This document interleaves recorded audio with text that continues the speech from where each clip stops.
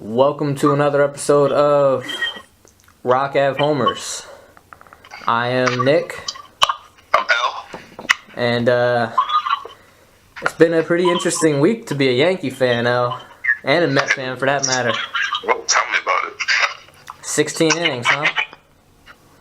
Yeah, let's not talk about that one. That one was a little bit scary, but shockingly, I think it was Darno was the hero that night. Yeah. I'm telling, he's looking decent this year. You know, if he stays healthy, he might actually finally live up to what I told you. Let's make that clear. He's looking good offensively. Yeah. Offensively, he's looking good. Defensively, I'm still like, oh no. But as long as he keeps hitting, maybe I might join the bandwagon. But he has to keep hitting. But we'll see how that goes. And if he stays healthy, Lord knows what can happen, you know. But I like our backup though, Rivera. Okay. He's all right. I like him defensively, and I like how he calls the game. He catches, I believe, Syndergaard. And I was watching Syndergaard pitch the other day, and I was kind of impressed, like with the calls that he was giving Syndergaard, like location, and I think he's a good leader for that squad. I don't think he should be starting, but I think he's just a good leader in that clubhouse, you know? A good backup to have. And a very good backup to have. Very good. So speaking of Syndergaard,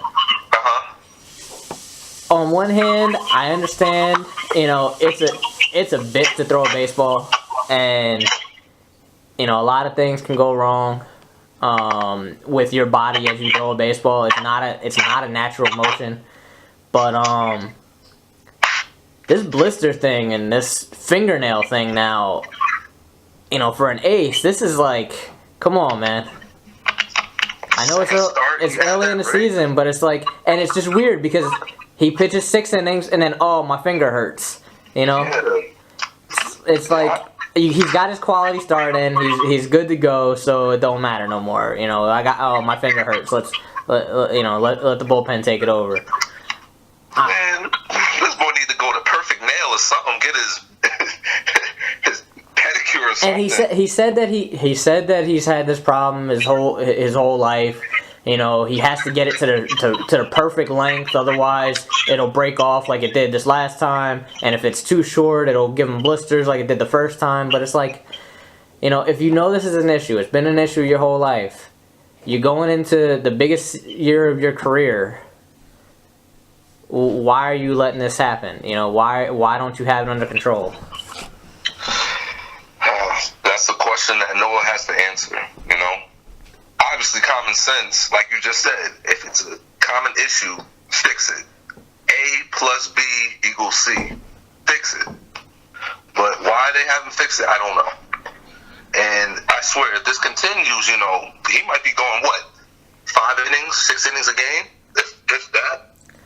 And I don't know if your bullpen's deep enough to support that with all your other pitchers not pitching deep into games. I don't know if you saw the score today, but we blew I think it was a 4-3 lead or 4-2 lead today.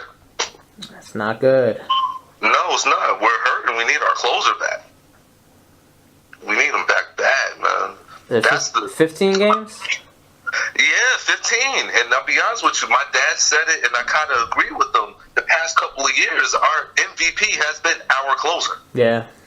I mean, he's been one of the best closers in baseball. Yeah. And it shows. Like, we need him drastically. I don't know what else to say. But just to switch teams, I do want to say, I didn't see the game on Wednesday. How did your young kid do? Montgomery? Yes. So, he struck out the first 2 batters. He had really good control on his fastball. Nice little hook to his curveball. His slider needed some bite. It wasn't that great. And he had an okay changeup. So he's a 4-pitch pitcher. But realistically, I would say he's got 2+ pitches in his fastball, curveball, and then you know, a changeup that's probably average and a slider that's below average. Okay, lefty, right? Yeah. And he's not afraid to throw inside, which is a big thing. So he strikes out the first 2 batters of the game.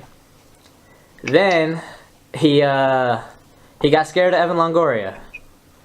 Oh boy. And he walked him. And it's funny because he got 2 strikes on Longoria too. He got 2 strikes and then walked him. From there he made his only mistake of the game. He threw a fastball right down the middle to Ricky Weeks. And Ricky Weeks took him deep. But other than that, he pitched good, and he kind of showed his promise. And they pulled the hook on him a little early. I think he could have pitched a little bit longer. So he didn't get the win, but because he didn't pitch long enough, I think he pitched 4 2/3 or 4 1/3. Then they put Brian Mitchell in, and he ended up getting the win. You said Ricky Weeks. I can't believe that guy's still alive. Really?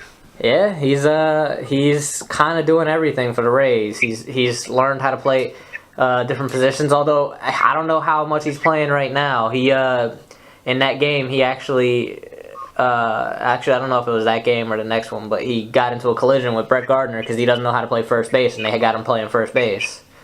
Oh, okay. So the pitcher made a bad throw to first.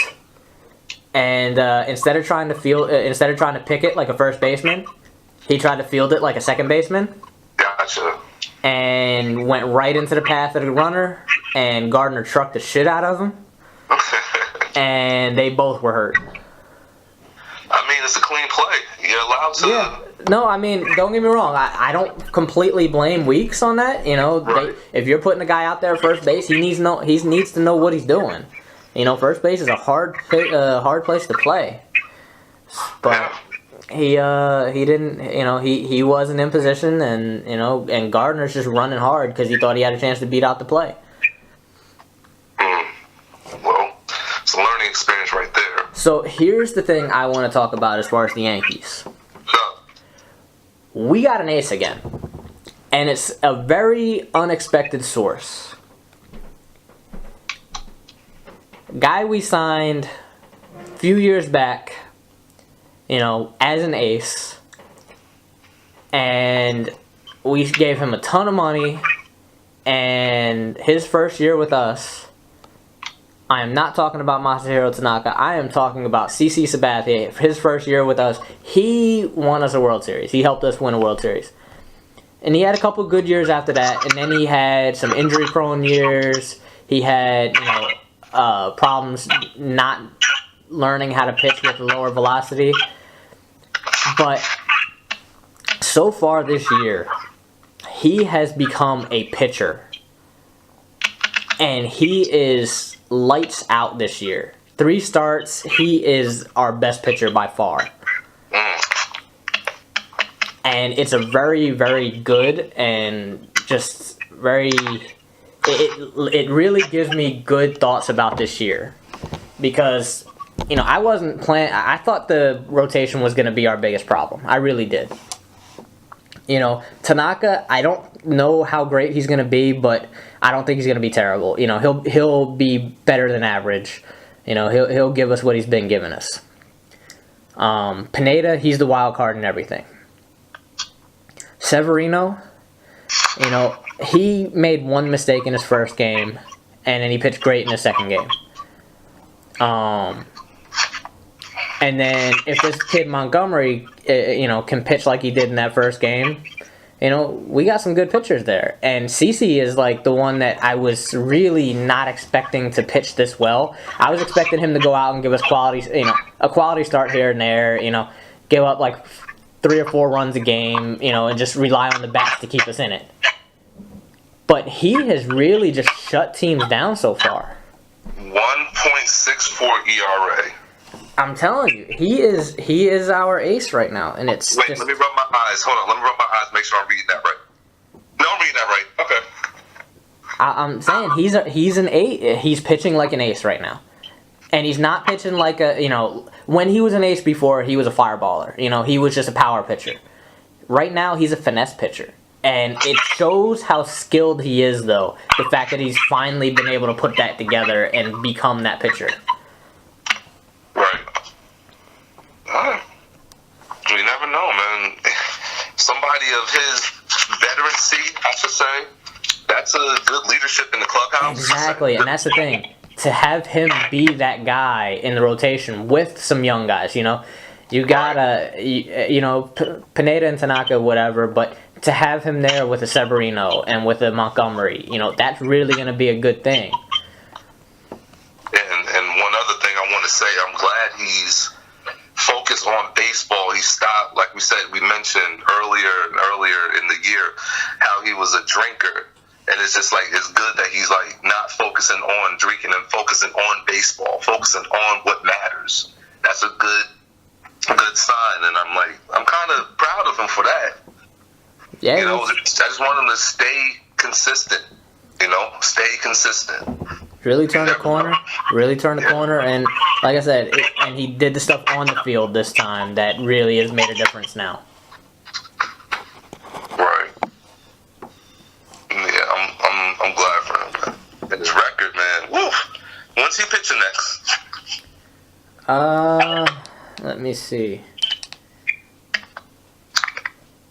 Who pitched for y'all today? I think it was CC today. Oh, okay. Well, let me see if I can pull that up right now. Hey, it was CC today. So yeah, it's a really, Oh, yeah, he did pitch today. Okay, cool. 2-0 with a 1.47. Nice. Let's see. And he only gave up. Y'all played the Cardinals today. Okay. Yeah, we got to see. We got Cardinals in the Bronx this weekend, and I mean, again, everything we talk about so far is early. Records don't mean shit yet. Everybody's not there. Everybody's not, what they need to be. But then again, when you look at the Yankees, they've got Gary Sanchez on the DL. They got Didi on the DL. And I'm really happy with our start. Even though we went 2-4 at the beginning, we've turned it around this last week. And a big part of it is the fact that we're playing the Rays. The Rays are not that great of a team. And then the Cardinals are not up to where they have been. Just watching them play the past couple games, they are not the Cardinals of old. Carlos Martinez had 11 strikeouts, but listen to this. So before you even go into that, because I know exactly where you're going with that. So the first 2 innings, Carlos Martinez had 6 strikeouts and 6 walks. Yep, that's exactly where I was going. I think he ended with 8 in total. It's crazy. It's not a good look. Not a good look. He's supposed to be an ace. He had a great season last year. The last 2 years.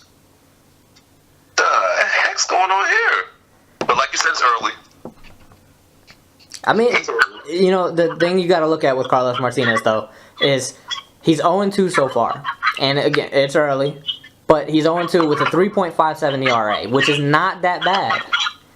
No. Especially early in the season. Early in the season, you see a lot of people with inflated ERAs, crazy high ERAs. Right. So I'm looking right now. Quintana from the White Sox. He's 0-3 so far with a 6.75 ERA. We know he's better than that. Whoa. We know he's better than that. Way better. And then, because I'm looking at the White Sox Twins game from today. And then you got Irvin Santana on the Twins. Irvin Santana is 3-0 with a .41 ERA. Irvin Santana. You want to talk about walking people? Yeah, right. This is the guy who threw a no-hitter with 157 pitches and how many walks? Exactly. He threw a... Wait, hold up. Did he throw a one-hitter today? Looks like it. I don't know how many innings he pitched. He complete game. Oh, he did. Okay, so... 8 one walk. Oh, only one walk. One Wow. walk. Holy crap, dude. What's up with the Twinkies? It's early. That's all I can say. It's Yeah, early. true. Yeah, true. I mean, don't get me wrong. They look like they look like some of their kids are getting it, you know. But it's still early. Yeah, you're right. You're So, right. I want to talk about one of my favorite teams to not like in baseball. You know, and as a Yankee fan, most people will think that means the Red Sox, and it's not. You know exactly where I'm going with this because they have become a pretty shitty team as far as personalities, and it means the Blue Jays. Shall we bat to them, boys? So, right now the Blue Jays are 2-9. 2 and freaking 9. And, you know, the guy who's styling on minor leaguers, Josh Donaldson, is on the DL. You know, what do you think of that team? And because, you know, we had differing opinions on them when we did our predictions. What do you think about that team? I did not think they were going to be, 2 and 9. And it's early. I mean, we know that, but But at the same time, you guys do have a hard division. You got the Red Sox, you got the Orioles, y'all are pretty good. So I can't use that as an excuse, but y'all got some good competition. And I thought the Blue Jays would have been up there. But it's just not clicking for them. I'm just looking right now. Batista's batting 150. well, we always know Bautista's not going to hit for average. Nah. And I'm looking too. I'm seeing Troy Tulowitzki's hitting 225. I don't know. Tulo, ever since that year that he missed most of the year, I don't think He hasn't been the same. No. He hasn't been the same. You know, and that's why a lot of people wanted the Yankees to go after him, to replace Jeter. I didn't think so. Early in his career, yes, I loved Tulo. I thought that he would have been the perfect person to take over after Jeter, but no. He hasn't been the same, and I mean, don't get me wrong, he still gets big hits every now and then, and he's an exciting player to watch still, but he just isn't the same, which is a shame. And it's also kind of funny, when you think about it. What is going on in Colorado that first they got Troy Tulowitzki, then they get Trevor Story. Good scouting. Great scouting. That's what it is, man. You get some good scouts, hey. And they stick in their farm system. That's another thing. It's true. They definitely do. Yeah, they definitely stay in their farm system. I remember they had a couple of decent pitchers too. Who they had? Is he for pitchers for Baltimore right now? I forgot his name. What's his name? That was an all-star. I think it was like 2010. And then the next year. I'm trying to remember. The Jimenez? Yeah, Ubaldo. Yeah, there you go. Yeah. They had what's the other guy? I can't think of the other guy's name. He was a decent pitcher. I think it was Shashin, something like that. Oh yeah. I know who you're talking about. He was good too. They had and what was their closer too last year? That I'm not sure. I don't remember either. They had it was either closer or setup man. One of the two was pretty decent. But I'm just looking at the lineup now. They don't look that great on paper, but shoot. It's an interesting team. That's all I keep saying about the Rockies. They're an interesting team. I think Mark Reynolds is batting .311 with 4 home runs and 11 RBIs. That's surprising. The fact that he's batting .311. The 4 home runs and 11 RBIs is not surprising at all, but .311 is surprising for Reynolds. That is. He's another one of those guys who went full power, all strikeouts for a while there. Adam Dunn syndrome. Yeah. just all over the place. And Carr goes batting 188. He went 0 for 5 today. Jeez Louise, what the frog legs? I don't get that. But I do want to say this though, for everybody that's listening, and if you're like watching, you know, baseball, obviously it's Mr. number 42, Jackie Robinson. You know, I don't want to say, I say weekend. You know, and I think it's a good time in baseball, especially like around now. You know, throw a little history in there and just show like how far this game has come, man. You know? Yep. Looking at what he did to the game, how he impacted the game, and how they carry that tradition over, like even nowadays. I think it's oh Lord, I don't know how many years. Let me see, because I know it's. Hold on a second. I think it's been. Let me see if I can find it. And I should know this, and I studied this in school. Oh my gosh, so much I pay attention in school. 1947, and we're in what? 2017. So looking at. Now I have to hit myself with math. I'm not good with math. 70 years. There you go. So, I mean, you touched on how important, you know, this day is, this weekend is, and it just brings up a thought to me, and, you know, you can speak to this much better than I can, but, you know, in a game where, you know, that we love so much, and, you know, we want to see do better, and we want more people to watch. You know, what's going on with this game that, you know, 70 years after Jackie Robinson broke the color barrier? Oh man. You know, no, you know, very few, I won't say none, but very few young African Americans want to play baseball. Yes. You know, and I mean, you can speak to it. It like I said, you can speak to it much better than I can. But it's a sad day that we it's a day we celebrate, but it's a day that we look and there's not that many out there, and it's a shame, and it's just sad because you know he broke the color barrier, and there's just not that many people that are carrying that torch today. Right. I mean, you got to understand, you know.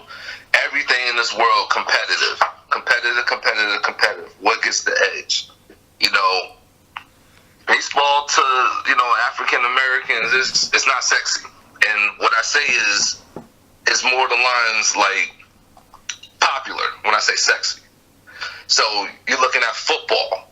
That's popular, you know, in the African American community. You know, everybody wants to play football. That's what we're portrayed to do. Basketball, same thing. Portray. It's sexy, you know. Basketball, football gets you the women. They get you the contract, the money, all of that. Not a lot of people. Oh, and to touch on that too, you go straight to the NFL. You go straight to the NBA. Yeah. When you're drafted in the major leagues, there's different levels that you have to go, you know. A, double A, triple A. Then you hit the show. You know? But it's popularity. It's not attractive. You know? But I do see a couple of towns my way, you know, all African American baseball team, you know, and it makes me smile, you know. It's a good feeling. I had a team last year. I had a team from our hometown, Plainfield, and that was out in Baskin Ridge. Brought a smile to my face because I think that was actually the first time in 5 years I umpired. I actually seen an all African American team, and it brought a smile to my face. It was pretty cool, you know. So, I just have one question though, and I mean, I feel bad to play devil's advocate for this, but you know, we both have kind of a hybrid sense of the sport, where we are very big fans of the history of the game and the way the game is supposed to be played and the old school thing, but we also understand and appreciate kind of the new school approach to the game. And and there's a problem in baseball in my mind where and it's kind of being portrayed very heavily right now with a lot of different things where all the old school people don't want you to celebrate, don't want you to have fun, it's you want to act like you've been there before, so to speak. And like I said, I appreciate old school. I understand, but at the same time, that's not what baseball needs at this point. Baseball needs to be exciting. It needs to have people putting passion and effort and enthusiasm into the game. And when you look at some of the prominent African American players in baseball, and one of my favorite players of all time, Derek Jeter, great baseball player, face of the game, but he didn't show any passion. He didn't show any excitement. He did only when they won. When they won the World Series, that's when he celebrated. And like, think of another player who was, he's not doing too great this year. He had a bad year last year. He's not doing too great to start off this year. But Andrew McCutchen, he was the next great hope for African American players. But he's another guy who just didn't have that enthusiasm, excitement out there. He's playing the game the right way. Don't get me wrong, but and you see it a lot with Latin players. And they're so excited, to be a part of a team, to get their, to get their teammates up, to do all this and it looks like sometimes it looks like celebrating, showboating, but we talked about it when we watched the World Baseball Classic, and Manny Machado hit a home run and set the entire stadium off. They're losing 6-1, but he set that entire stadium off with that home run. They got so excited that they got back into the game. It brought them back into the game. And that enthusiasm, that excitement, you don't see that from very many players. And and that's what I'm saying. When you have a LeBron James in basketball, he goes down, he starts a fast break, he just dunks on somebody's face, That gets excitement going. That's a SportsCenter top 10. What's there in baseball when everybody's playing the game the right way and not showing enthusiasm, not showing excitement? It's not gonna get the mainstream attention that that we need for the game. No, you're right. And like you just said the last word. The last word you just said, game. What are games? Games are supposed to be fun. Yeah. Am I wrong? Games are supposed to be fun. And it gets to like two things that kind of stand out that you said. You mentioned Derek Jeter. And what I heard from what you were saying, professionalism. Pretty much. Yeah. Derek Jeter is a professional. Don't get me wrong. Good player, like you said, passionate when he shows that urge to win, but still stays focused on the task at hand. And that's why the word I just said, professionalism. Touch on what you said about Manny Machado. Another thing that hit me. He hit that home run. They were down, 4-0, right? I think it was like 5 or 6-0. 5, 6, something like that. They were down. We was like, yeah, this game's over. Boy hit that shot, man. You would have thought they would have won the game. Yeah. And at first we were even saying, "Oh, come on, man, don't celebrate. You're losing." Exactly, right. But at the same time, once they got back into that game, I realized they needed that. Right. And it kind of set off a different aspect of my thinking, and it's like, you know what? I can't be this old school way of thinking all the time, because sometimes that's a good thing. Sometimes that'll get you guys going. Right.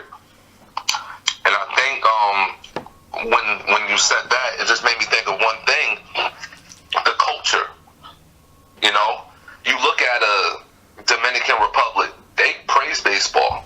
You look at England, they praise football to them, but soccer to us. You know, it has something to do with culture. You look at Japan, baseball's like life over there. I know somebody that lives in China. They said basketball is their passion. So I think kind of it depends on the country or / culture, you know, because you go say like Portuguese. I don't think they praise baseball that heavy. I think India, I think they do cricket. Cricket, yeah. Cricket, their main sport out there. Cricket. That passion that they have out there for that sport is culture, you know. You think India's gonna have passion for baseball like me and you have, or like somebody else has? Nah, I don't think so, not at all. You see a different type of passion, like in the African American community, for the football, for the basketball, you know. So I think culture has a big influence in that, you know. Yeah, and I just wish we could get away from this old school way of thinking and bring some more culture into the game. Mm-hmm. You know, I mean, and you touched on it, a big part of it's really hard to break into baseball. Mm-hmm. You know, and that's a big part of it. I mean, you think about it. You said yourself, this is the first time you've ever seen a all African American team. The first time in 5 years of umpiring you've seen this, and you know that's not good. And you know, and the problem is, you know, how many people go to college for baseball? You know, that just thinking about it that way. How many people go to college? How many people go play minor league baseball? Exactly. You know, and how many people are probably really good baseball players that don't get seen anywhere because they go to a school where, you know, the culture isn't about baseball and nobody cares about baseball, and they have a crappy team because nobody cares about it. But this kid is probably a superstar. Exactly. Who doesn't get noticed because nobody cares about baseball in that city. I mean, exactly.